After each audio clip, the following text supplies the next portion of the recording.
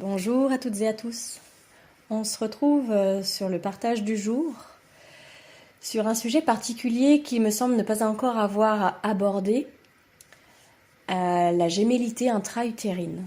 C'est un sujet que je connais en long, en large et en travers depuis une bonne vingtaine d'années maintenant, puisque c'est un sujet pour lequel je suis concernée, j'ai été concernée personnellement. Et du coup, c'est un sujet dont j'ai fait, je dirais malgré moi, ma spécialité, puisque j'ai été mon propre laboratoire de recherche, étant donné qu'il n'y avait pas forcément énormément de choses à l'époque où moi j'ai découvert cette gémellité et où j'ai commencé à voyager avec pour en comprendre les impacts dans ma vie du présent et en libérer les origines dans le passé pour pouvoir avancer et me libérer. Donc j'ai fait, comme pour beaucoup de sujets, si ce n'est tous les sujets qui me concernent, un travail d'exploration intérieure qui s'est suivi d'un travail d'exploration extérieure, puisque du coup, une fois que j'ai eu avancé sur ces sujets-là pour moi, beaucoup de personnes qui venaient me consulter sont venues me consulter pour des sujets similaires.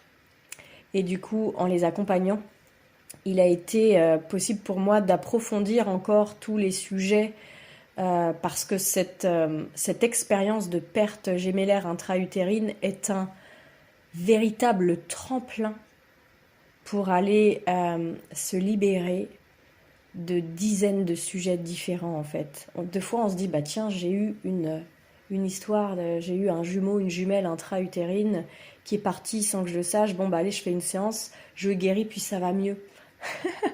Alors pour ma part, je veux pas dire que ce soit pas possible pour certains ou certaines, mais pour ma part, c'est pas du tout l'expérience que j'ai de cette gémellité-là. L'expérience que j'en ai, c'est que c'est comme si on avait semé ici, aux prémices de notre vie, le plus gros tremplin qui allait nous accompagner tout du long de notre vie.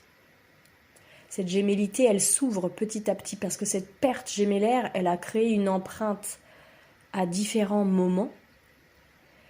Et elle a comme créé des ramifications sur plein de sujets différents qui vont s'étendre au fur et à mesure que la ligne du temps passe, au fur et à mesure qu'on grandit et qu'on ne s'occupe pas de ça parce que bien évidemment on n'est pas au courant et ça reste secret souvent très longtemps. Et au moment où on se rend compte de ce qui s'est passé, souvent on n'a tellement pas la vision de ce que c'est normal, qu'on croit vraiment que c'est comme un point d'impact, un petit peu comme, tiens, ici j'ai eu un accident, je retraite cet accident, puis ça va mieux. Alors qu'ici, c'est pas un accident, c'est vraiment quelque chose, c'est un drame utérin qui est là pour nous faire évoluer. Et qui a du coup ouvert ses ramifications sur plein de sujets. La séparation, le rejet, l'abandon, le manque, la nourriture. Il y a tellement de sujets qui s'ouvrent avec ça que c'est pas parce que vous travaillez une fois sur ce sujet que tout ça c'est terminé. Parce que tout va pas s'ouvrir en une seule fois. C'est comme un bonbon là qu'on ouvre, on en goûte un bout, puis finalement on n'a plus faim, on referme le sachet et puis on reprend la suite plus tard. Ça va s'ouvrir au fur et à mesure que vous êtes en capacité d'aller visiter les différents sujets qui sont touchés par cette gémellité.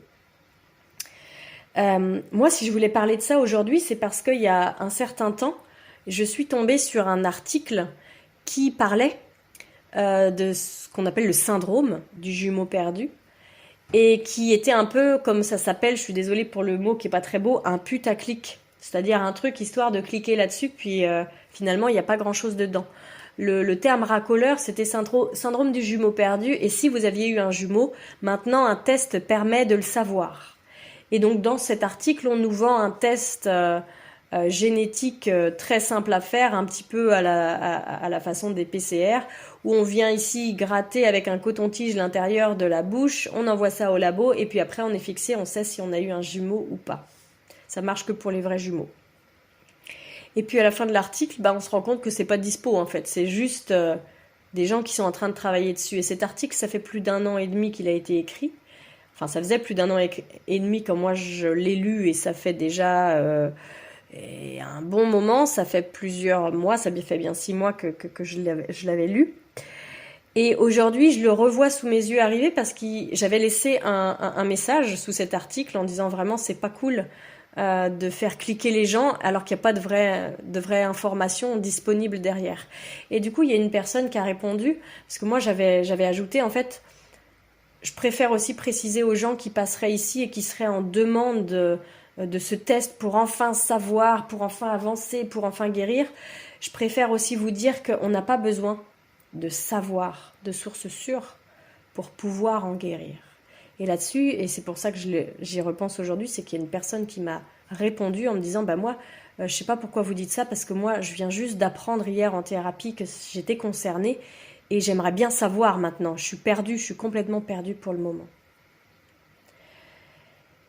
Et c'est là que je voudrais pouvoir parler de mon expérience, de l'expérience qui m'est personnelle et de l'expérience professionnelle dans l'accompagnement de centaines, voire de milliers de personnes qui étaient concernées, autant les tout petits bébés que des grands et des hommes et des femmes, en veux-tu, en voilà, dans toutes les directions, puisque j'en ai fait, comme je vous ai dit, une spécialité, c'est que la part de nous qui veut savoir, c'est la part avec laquelle on est amené à fonctionner au quotidien. C'est la part de nous qui est contrôlante, c'est notre mental qui a besoin de savoir pour se laisser aller à, qui a besoin de contrôler, d'analyser, de gérer. Or, ce tremplin qu'est la perte gémellaire intra-utérine est là pour nous ramener à autre chose, à nous ramener à une part de nous oubliée, à plein de parts de nous oubliées, mais qui vont permettre du coup, petit à petit, au fur et à mesure du chemin que vous allez faire grâce à ce tremplin initial, de vous rappeler que la réponse ne réside pas dans votre tête, et pas seulement pour la gémellité intra-utérine, mais pour tout. Que la réponse, votre tête peut l'intercepter, mais ce n'est pas votre tête qui va la fabriquer. Ici, ce qu'il faut savoir, c'est que ce qui est souffrant quand on est dans ces histoires de gémellité intra-utérine, ce sont les mémoires que l'on en garde, les mémoires qui n'ont pas été digérées. Certains appellent ça les mémoires cellulaires, mais pour moi, ça n'est pas que cellulaire parce que c'est des mémoires qui appartiennent à tous nos corps. Cellulaire parce que c'est dans notre corps physique, ça c'est sûr et certain, notre corps se souvient, mais nos corps se souviennent, notre corps éthérique, notre corps mental, notre corps émotionnel, notre corps spirituel, tous nos corps savent et portent une empreinte de ce moment, de la séparation, de la perte, de tout ce qui s'est passé. Et c'est l'empreinte de cette perte à l'intérieur de ces corps, qui est cristallisée, qui est souffrante aujourd'hui et qui nous amène à vivre à l'extérieur de nous des difficultés qui viennent nous rappeler cette souffrance qui n'a pas été libérée. Et le but du jeu ici, c'est de se dire, ok, peut-être j'ai envie de savoir, ma tête, parce que j'ai l'habitude de fonctionner avec mon contrôle, a besoin de savoir pour pouvoir aller dans cette direction ou non, et ceci et cela. Moi, quand je dis qu'on n'a pas besoin de savoir, c'est parce que si on écoute l'intelligence de la vie qui passe à travers nous, et donc l'intelligence de la vie qui est bloquée à travers nous aussi, à cause de ces cristallisations dans les différents corps que l'on a, on va avoir les indices dont on a besoin. C'est-à-dire que ça va venir toquer là, aux endroits où c'est, ici c'est encore habité, là là, ça c'est la grosse bulle du passé là, qui est encore souffrante, que ce soit dans le corps physique, dans le corps émotionnel, dans le corps mental, peu importe. La vie va nous le montrer avec ce qui est présenté là dans le quotidien. Et si on s'occupe de ça, et qu'on libère ça, avec les outils de libération qui nous permettent de libérer sans savoir forcément ce sur quoi on est en train de bosser, on va voir qu'on libère des choses et qu'à l'extérieur, il y a des choses qui se fluidifient. Ce qui compte ici, c'est pas de savoir. Ce qui compte ici, c'est de se libérer. Parce que ces mémoires qui sont souffrantes, même si on n'y a pas accès avec un test ADN qui va nous permettre de savoir si c'est vrai ou si c'est pas vrai, elles sont là. Et on peut faire confiance à nos corps pour nous les montrer. Et c'est ces mémoires qui sont souffrantes, c'est elles qui nous intéressent. C'est elles qui nous racontent l'histoire. C'est pas notre test ADN. Notre test ADN, il va peut-être dire, bah oui, t'as eu un jumeau. Et après, tout ce qui s'est passé autour de cette perte gémellaire, mais si vous saviez comme c'est énorme et riche. C'est pas, ah oui, tiens, j'ai eu un jumeau, bon, bah je fais un rituel d'adieu, de deuil, et puis c'est bon, puis maintenant ça ira mieux. Mais non, cette perte, elle est venue semer, comme je vous dis, dans tous les domaines. Il y a tellement de choses, là je vous en ai cité quelques-uns, mais c'est tellement énorme ce qu'il y a, je ne peux pas tout vous citer. Tout peut être touché, tous les domaines, tous les sujets de votre vie peuvent être touchés par cette perte originelle. Qui elle-même d'ailleurs nous ramène à une perte, une séparation encore en amont, qui est tout simplement la séparation de, comme certains l'appellent, la source. Cette unité de laquelle nous venons tous et de laquelle nous faisons l'illusion de la séparation pour venir ici se mettre dans notre corps physique et vivre notre vie d'humain, tout simplement. Coupé la plupart du temps, avec peut-être pour certains d'entre nous un souvenir vague et lointain, coupé de cette unité de laquelle on vient. Et qu'on est amené à retrouver, mais à l'intérieur de nous, pas en étant décorporé et en étant seulement lumière et waouh, c'est formidable, mode ascension et j'ai plus de corps, mais plutôt en l'incarnant ici dans notre corps d'humain.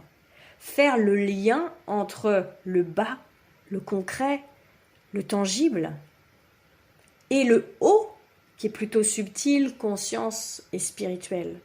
Spiritualiser la matière, descendre avec le divin dans son corps de matière, pour venir amener ici sur Terre tout ce que la Terre a besoin qu'on amène, pour cette évolution, cette phase énorme de transition à travers laquelle on est tous en train de passer là maintenant. Donc je ne sais pas si vous voyez les enjeux, et encore que je vous en parle, que ça représente peut-être qu'un dixième de ce qu'il y a vraiment à aller voir. Les enjeux de cette perte gémellaire, c'est pas juste de savoir est-ce que c'est vrai ou non. Par contre, c'est vrai, et c'est la plupart du temps comme ça pour beaucoup de personnes, c'est qu'on passe par cette épreuve-là.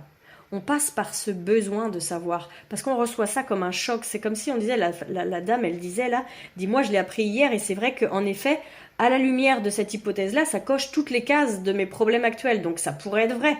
Mais moi, j'ai quand même besoin de savoir si c'est vrai ou pas. On s'en fiche, j'ai envie de dire quelque part, même si c'était pas vrai. Moi, il y a eu des fois où je me suis rendu compte, dans l'accompagnement des personnes qui venaient me voir, et c'est comme ça d'ailleurs que j'ai découvert autre chose, que c'était pas vrai, qu'il n'y avait pas eu de jumeaux pour elles.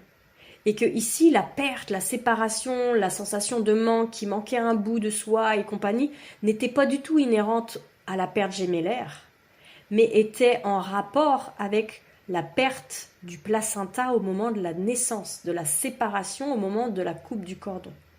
Mais le fait qu'on ait pris, on va dire, toutes les sensations physiques, tous les ressentis, toutes les émotions, toutes les pensées, le système de croyance qui s'est mis en place à ce moment-là, en pensant que ça parlait d'un jumeau intra-utérin, on ne s'est pas focalisé sur le jumeau, on s'est focalisé sur qu'est-ce qui s'est passé, qu'est-ce que tu as ressenti, qu'est-ce qui s'est mémorisé en toi à ce moment-là. Et c'était tellement, mais tellement proche entre la perte gémellaire et la perte du placenta que du coup, on croyait vraiment être sur une perte gémellaire. Mais on s'est pas attaché à ça, on s'est attaché à ce qui était présent dans les corps, dans les corps subtils et dans le corps physique. Et à ce moment-là, il y a eu des libérations énormes pour la personne. Et on a appris que bien après, plusieurs mois après, une fois qu'elle s'est libérée de toutes ces choses-là, il restait un petit truc encore. C'était pas grand-chose, mais elle disait, il me manque quand même. J'ai toujours, ça va vachement mieux sur le sujet du manque, mais il manque quelque chose quand même. Et à ce moment-là, en allant plus en profondeur, moi je suis venue lui proposer quelque chose dont je m'étais rendu compte pour moi. Cette séparation d'avec le placenta qui semait aussi, en tout cas pour ma part ici, le manque. Et à qui j'avais déjà proposé ce chemin de guérison-là à quelques autres personnes. Et je me suis dit, tiens, ici c'était ça pour elle. On est allé le vérifier, ça sonnait juste. Sa sagesse nous a confirmé qu'il y avait ça ici. Elle a fait le soin que j'ai proposé, que j'ai canalisé sur le placenta, sur la perte, la coupe du cordon et compagnie. Elle a récupéré avec une force ce qui lui appartenait et qui lui manquait et qu'elle cherchait partout et qu'on n'avait pas réussi à solutionner, si je puis dire ça en ces termes, grâce à l'histoire de la perte gémellaire. Et quand ça a été terminé, elle et moi, on a eu une idée. Et on est allé vérifier en lien avec sa sagesse. Est-ce qu'il y a eu vraiment un jumeau pour elle, intra-utéro? Et à ce moment-là, il n'y en avait pas. Et si sa sagesse nous a menés vers là et nous a dit oui, au moment où moi je suis allée demander, grâce au test, grâce à tout ça, est-ce qu'il y a bien un jumeau? Ça disait oui, et pourtant c'était non. Mais pourquoi? Pas parce que, j'en sais rien, mon accompagnement est foireux ou je ne sais quoi, ou que l'autre en face voudrait tellement ça que ça dit oui, ou je sais pas quoi. Ça dit oui ici parce que cette sagesse, cette surintelligence qui est là pour nous, en chacun de nous, sait pertinemment que c'est la seule chose qui est disponible dans mon bagage aujourd'hui, dans mes capacités, dans mes connaissances, dans ma conscience, et qui se rapproche le plus pour l'aider à se rapprocher de la blessure qu'est la sienne. Et avec ça, déjà, on va pouvoir faire un chemin. Donc, ce qui compte ici, c'est pas de savoir oui ou non. Est-ce que c'est vrai, j'ai eu un jumeau, j'ai pas eu de jumeau, est-ce que c'était un garçon, une fille, combien de temps il est resté, machin, machin. Des fois, il y a besoin de savoir ça et on va le dire parce que ça va servir la guérison. Mais quelque part, c'est pas ça le plus important. Ce qui est le plus important, c'est de pouvoir être à l'écoute de ce qui est là, présent. Et je sais que c'est pas facile parce que, par exemple, cette dame-là, je pense qu'elle doit travailler avec un thérapeute plutôt classique, qui est ouvert à cette possibilité-là, mais qui travaille de façon classique, qui n'a pas d'outils qui permettent d'aller visiter, je dirais, le multidimensionnel. Donc c'est sûr qu'elle, elle a besoin de savoir, parce que je comprends bien que là où elle se trouve là maintenant, voilà, c'est un peu la seule façon de réussir à s'en sortir de ce truc-là. Mais là où elle en est de son parcours, cette dame, à un moment donné, elle va s'ouvrir à autre chose. Elle va peut-être, soit elle va aller voir quelqu'un d'autre qui est ouvert à d'autres modalités d'accompagnement, et elle va ouvrir justement cette voie un peu plus subtile, un peu plus spirituelle, que notre Père Gemellaire nous invite à explorer. Ou soit peut-être c'est sa thérapeute qui va s'ouvrir à autre chose, et qui va se former et qui va pouvoir lui proposer quelque chose d'autre. Et à ce moment-là, elles vont se rendre compte toutes les deux que le fait de le savoir, ça n'a pas d'importance. Que ça, c'est notre mental, c'est notre ego souffrant qui veut savoir et qui s'accroche et qui s'attache à ça.